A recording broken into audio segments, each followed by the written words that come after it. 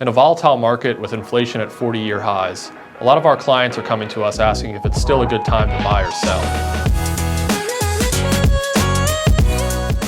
Hey everyone, this is Vince with the Newman Group at Keller Williams coming at you with another monthly market update for the month of October. As consultants who study the market closely, we look at data to tell us where we were and where we are today in an effort to paint a picture as to where we will be in the future. Now for sellers, it's still a great time to sell because there's a massive backlog of buyers who are still out there looking to purchase a home. There has been a rise in inventory throughout this year, and all data suggests January was the height of this seller's market. But inventory is looking to have peaked for the year, and we are going to go into Q1 with lows similar to 2022. Now with fewer buyers in the market and mortgage applications the lowest they have been since 1995, pricing has become more important than ever since buyers are being more selective. Now how do you create demand? Through pricing.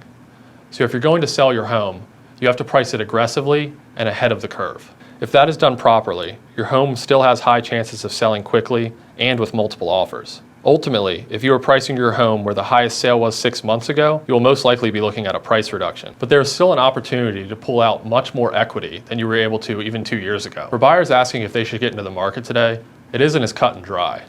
If you have a home to sell in order to buy, then I'd say getting into the market sooner rather than later is going to be key. You'll be able to still get a great price for your home and will have less competition on the back end, as 40% of homes on the market are seeing price cuts. And on the ground, we are seeing seller concessions coming back and more contingencies to protect your purchase. There's no way around it though. Buyers are constricted due to rising interest rates, and there's no signs pointing toward the rates going back down anytime soon. The Federal Reserve has already told us that they're going to raise the short-term interest rate until inflation is curbed to somewhere around 2%. As you can see in this graph, inflation is still well over 8%, even with the multiple rate hikes this year. So we can safely assume this is going to continue for at least another 12 months until inflation is under control. Now, if you're renting and it's almost time to renew, or you're debating on buying, it's important to note that the average net worth of a renter is $8,000.